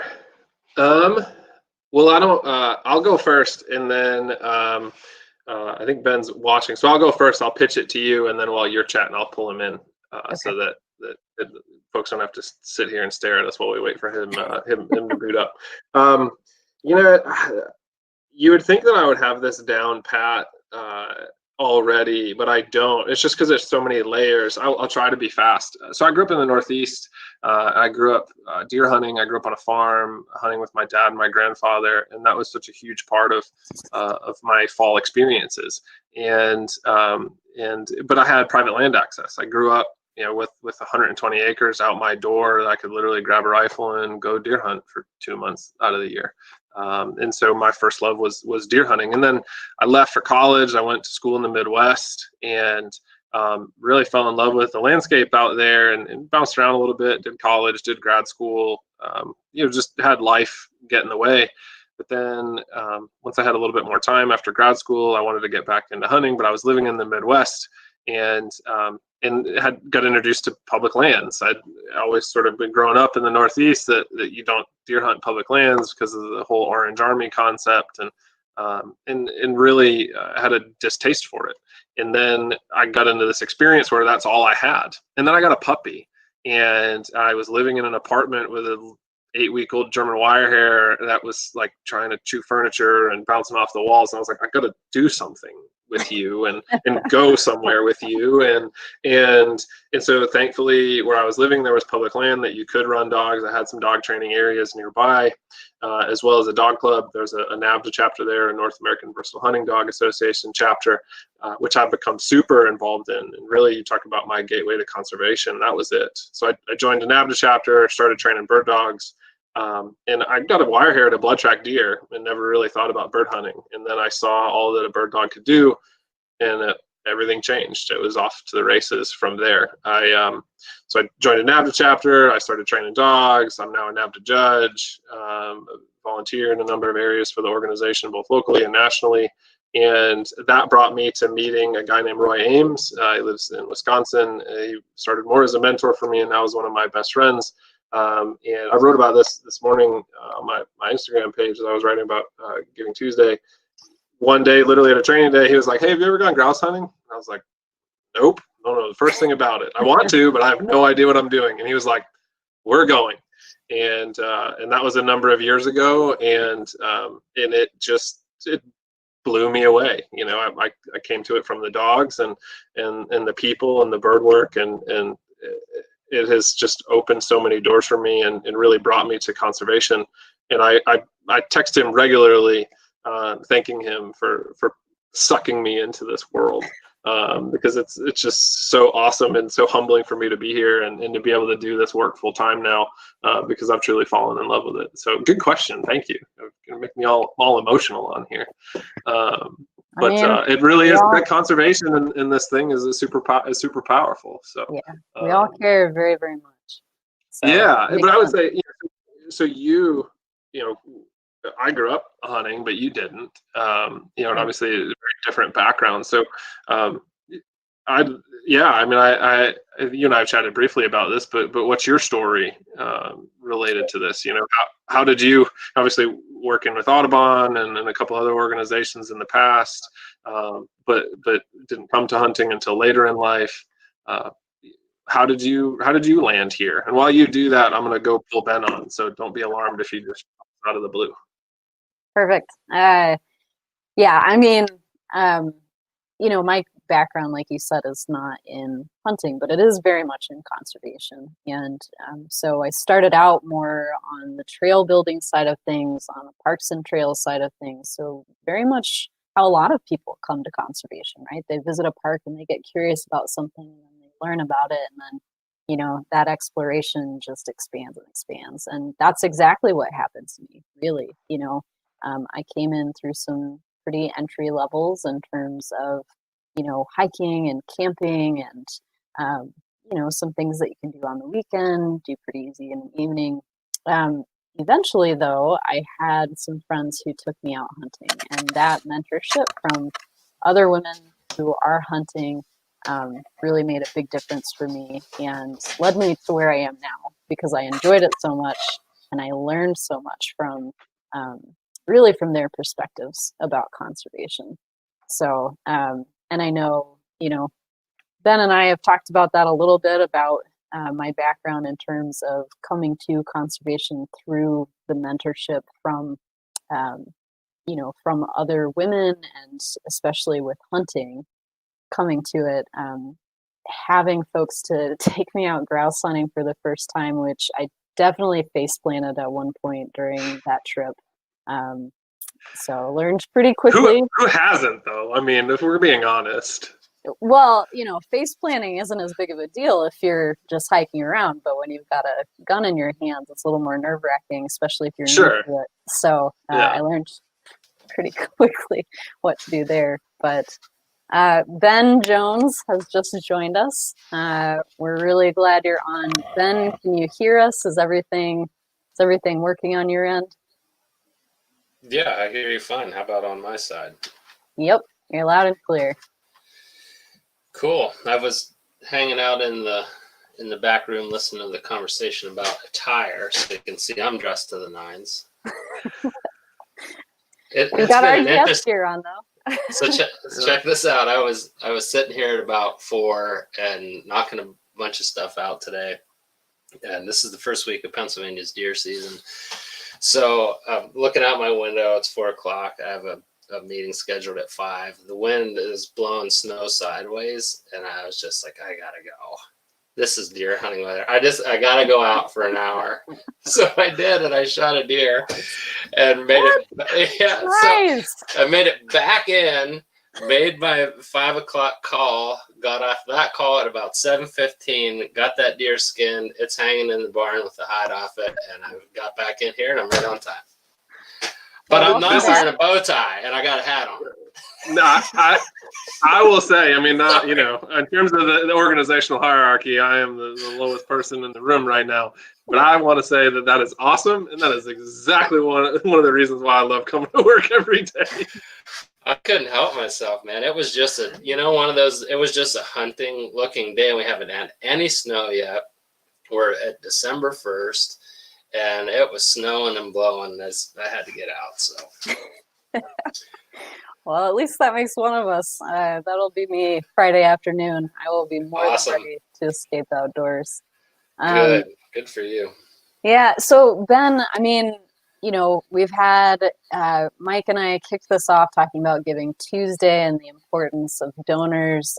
We had Brent and Glenn come on and talk about, their passion for the work that they're doing, especially Brent leaning into some of the policy side of things, but also really talking about the forest conservation directors that we're going to be hiring very soon. And so if you want to just take that and kind of talk about your vision for this coming year, talk about some of the successes we've had this year, I think that'd be a great place to start. Yes, the vision really is, this is something that's really come into focus over, I've been working in this field for about 25 years, and in forestry and wildlife conservation, the pairing of those things is really, it's really been what I've focused on since, it's what I've always been interested in. And worked with the state wildlife agency for a number of years, and worked with several federal agencies through my research work. And, you know, this really is the culmination of having been in those positions and thinking constantly over 2 decades of how to get this work done, and seeing the needs and the species listed in state wildlife action plans. And now just in the last decade or so, rough grouse being included in many state wildlife action plans across the range. And it really, there's an urgency to all of this. And I feel it's our responsibility as the Rough Grouse Society and the conservation group that's focused on forest wildlife to put our best foot forward on this. So that's what we're doing. And these forest conservation directors, and you were speaking of the merits of people like John Steigerwald and of course Nick B. Miller. We've posted the other 3 positions, and I'm seeing applicants on here, people that I've known working in this field for the last 2.5 decades. And I'm really pumped to see those names, because it is people who really understand what it takes to get sustainable forest management for wildlife done. They really understand there's so many moving parts to this. Brent, of course, is working the policy, the regulatory side, the markets, the economics, the sheer logistics of harvesting timber, the wildlife aspects. It's all really complex. And when you think about pulling various partners in, I had a call today with Audubon in Pennsylvania, Ron Rohrbaugh, and he's a forest program director that was hired by Audubon. We have a formal signed agreement with the American Bird Conservancy also. So it's about having these people that know how to leverage various groups. They know all the moving parts, and they can put this together on a landscape scale. You spoke about John Steigerwald. He just completed our first capital S, I guess, stewardship contract on the Chippewa National Forest. This has been an untapped opportunity for the Rough Grouse Society, and we're going after it in a big way. We can actually work on national forests and help administer and oversee timber sales. That's to me is an absolute no-brainer for us. And through that process, we can use timber sale proceeds to pay our expenses and get hundreds, ultimately thousands and tens of thousands of acres of work done on national forests where we all hunt, where our members hunt. We're going there in a big way. And these forest conservation directors are absolutely key to that. John Steigerwald on this timber sale, he was out there putting paint on trees. He's got that skill set and knows how to manage timber sales and how to get that kind of work done. Similarly with Nick B. Miller, Nick has already hired his first staff member. So we talk about building this network among our forest conservation directors. Those guys went out and got some grants, and he hired a private lands forester to deliver an NRCS program on private forest lands. So this is the whole build out, and it starts with these key people. And I'm really excited to have these other 3 positions in the Northeast, the Eastern Great Lakes, and my home region, the Mid-Atlantic. Really excited to see those positions posted and to see the caliber of people that are interested in these jobs. It's really going to be a lot of fun.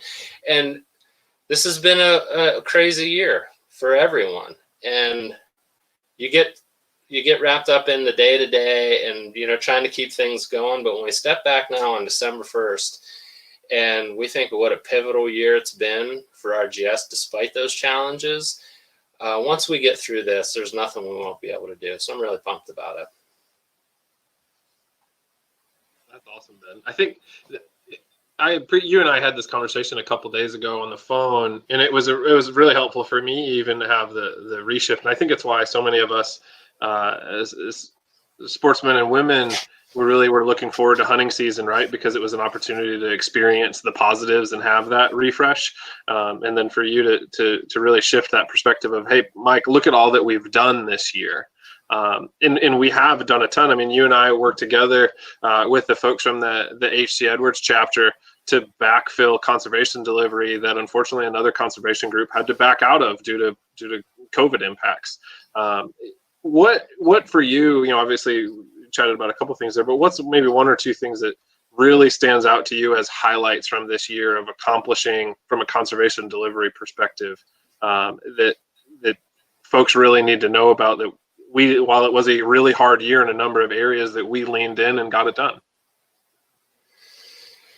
Oh, wow.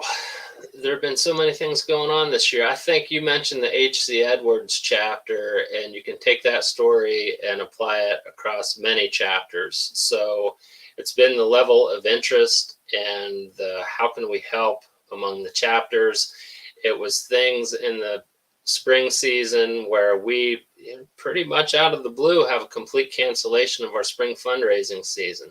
And we had people step in and say, we're not having the banquet, keep my banquet sponsorship. We had banquets that didn't even happen, and we still kept, they contributed a dozen $250 banquet sponsorships for an event that didn't happen. And that kind of thing just really keeps you going day in and day out. And it's been really exciting. The South Mountain chapter from South Central Pennsylvania kicked in $5,000 to Giving Tuesday, to the general cause. They know that forest conservation director is coming, and there are big things coming from them. And the South Mountain chapter said, hey, we want to help out. Let's put our $5,000 in toward that match for Giving Tuesday. Those kind of things are, man, it keeps me going. And it's all of our rank and file members. It's our corporate sponsors too. And of course, you've mentioned our corporate sponsors for tonight with Federal and Purina and many others throughout the year. It's the foundations, the grant sources, the philanthropists. You just get to interact with so many people that for them, just like all of us, this is a passion. I think that's been the coolest part of this year. And that's the only reason we're still rolling. Not just still rolling, barely staying afloat, but the reason we're still making forward progress. That's why we're doing it, because of people like that. Yep. Yeah. Like you said, I mean, we've really seen a lot of support today, but as you mentioned, throughout this year, people have really stepped up and been willing to support RGS through definitely an unprecedented year. I think saying tough is an understatement in terms of what we've all been navigating, not just conservation-wise, but also, when you think personally, right, of the staff, a lot of staff have kids at home, right? So that's all part of it. But, Ben, if you had to pick another highlight from the year, or maybe even something to look forward to next year, what kind of pops up in your mind as something that you're really excited about? This converged with hunting season and some of the events that we had, and it was the reports of good bird numbers in various places really gave me, and I think a lot of people, this bit of hope, like, oh man, there are still really nice pockets of birds deep in the southern Appalachians. North central Pennsylvania still really is a place where you can go and move 12.5 birds in a day.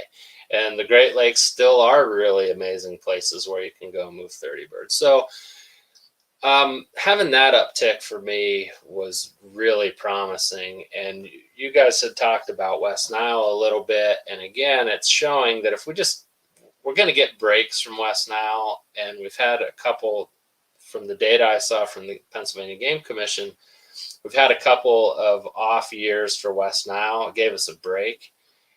And that population response and good habitat has just taken off. And it was really cool for to be at our upland bird hunt in St. Mary's, Pennsylvania, and to see that success and everybody really being optimistic and cheered up about that. But there again, there's the proof positive that we need to really double down, especially now in the face of all these threats, because we're going to have bad West Nile years again. We need to make sure that the habitat is there so these birds can respond in kind.